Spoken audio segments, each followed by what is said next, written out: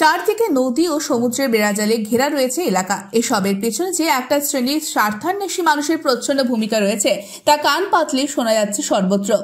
পশ্চিম পূর্ব মেদিনীপুর জেলার প্রধান নদী হিসেবে পরিচিত কেলেঘাই নদীর সুবিধে কাজে লাগিয়ে জেলা জুড়েই যত্রতত্র গজিয়ে উঠেছে অপরিকল্পিত মাছের ভেরি, যার মাসুল গুনতে হচ্ছে জেলাবাসীদেরই। মাছ চাষে উৎসাহ দেওয়ার নামে জেলার ভৌগোলিক চিত্রটাই বদলে গিয়েছে চুপিসারে।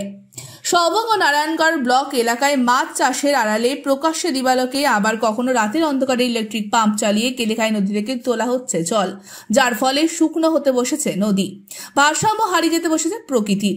নদীর স্বাভাবিক গতিও নষ্ট হচ্ছে। গত কয়েক বছরে এই প্রবণতা বেড়েছে মাত্রাতিরিক্ত হারে। এই নিয়ে পরিবেশ প্রেমী থেকে শুরু করে নদী গবেষকেরা তাদের মন্তব্য তুলে ধরেছেন। তাদের দাবি, কিছু সুবিধাবাদী ব্যবসায়ের জন্য কেলেঘাই নদীর পাড়েই অবৈধ ভেরি তৈরি হয়েছে এবং ভেরিতে মাছ চাষের জন্য নদী থেকে তুলে নেওয়া হচ্ছে জল। তাতে নদীর জল শুকিয়ে যাচ্ছে এবং জীব বৈচিত্র্য নষ্ট হচ্ছে। শুধু তাই নয়, ভেরির যে নোংরা রাসায়নিক জল রয়েছে তা পুনরায় আবার নদীতে ফেলা হচ্ছে, যার ফলে নদীর জলও দূষণ হচ্ছে। প্রশাসনকে দেখার জন্য অনুরোধ জানিয়েছেন পরিবেশ প্রেমীরা। একটা গুরুত্বপূর্ণ নদী হচ্ছে কেলেঘাই নদী, এবং এই কেলেঘাই নদীকে কেন্দ্র করে একটা বিস্তীর্ণ জনপদ এই নদীর উপর নির্ভর করে।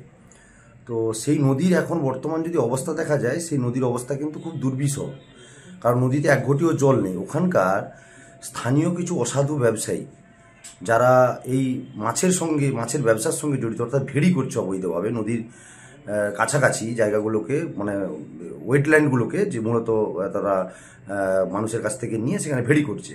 সেই ভেড়িতে জলটা নিচ্ছে কেলেঘাই নদীতে পাম্প বসিয়ে। এদিকে কেলেঘাই শুকিয়ে যাচ্ছে, দেশীয় মাছগুলো সমস্ত হারিয়ে যাচ্ছে, আর পাওয়া যাচ্ছে না। এবং সেই ভেড়িতে বিভিন্ন রকমের রাসায়নিক পদার্থ দেওয়া হচ্ছে এবং সেই জল আবার নদীতে এসে মিশছে। নদীতে স্বাভাবিক উপায়ে যে সমস্ত মাছগুলো হতো, প্রাকৃতিক মাছগুলো, সেগুলো সব হারিয়ে যাচ্ছে। মৎস্যজীবীরা না খেতে পেয়ে মরবে আর কিছুদিন পর। তবুও কিভাবে নির্বিকার থাকতে পারে ওখানকার সার্বিক প্রশাসন বা মানুষজন? সবাইকে এর বিরুদ্ধে একটা আওয়াজটা তুলতে হবে।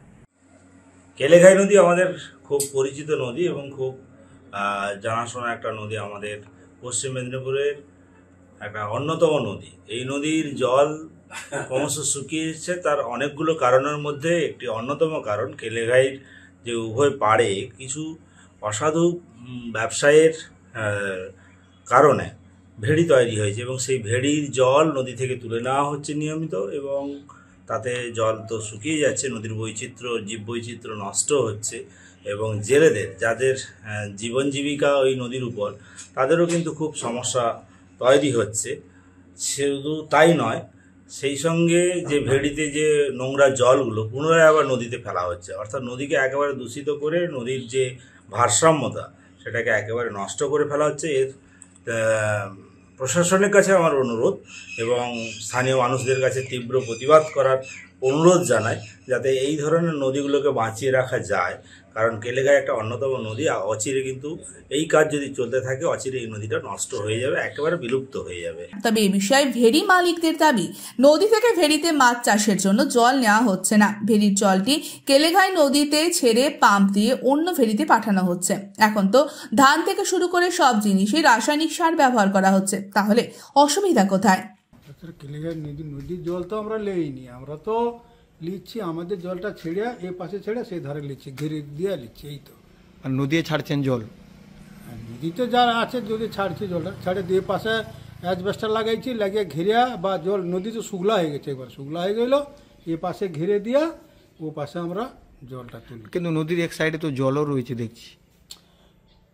ও জলটা ওটা তো আমাদের জলটা, ওটা আমাদের জলটা, আর আমরা আবার তুলে নেবো তো জলটা। নদী একবার শুকলা হয়ে গেলে, একদম শুকলা। কিন্তু এই যে আপনাদের ঝিলের সার জল তো ঢুকছে, নদীর ভারসাম্য তো নষ্ট হচ্ছে। সার তো সব জিনিসে তো সার লাগে, ধানেও তো সার দেওয়া হারে, বা সব জিনিসে তো সার দেওয়া হারে। এটা আমাদের কি সার? এটা তো আমাদের ফিড আর অন্যরকম বাদাম এইসব সার।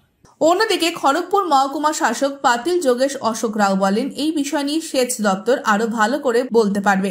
এই বিষয় নিয়ে সেচ দপ্তরের সঙ্গে আলোচনা করে বিষয়টি পরে জানানো হবে। না, এটা যে আছে এটা ইরিগেশন ডিপার্টমেন্ট আরো ভালো করে বলতে পারবে। আমাদের এই বিষয় নিয়ে একবার ওনার সঙ্গে আলোচনা করে আপনাকে একবার আমি ডিটেইল বলতে পারবো। Bureau report, ANM news.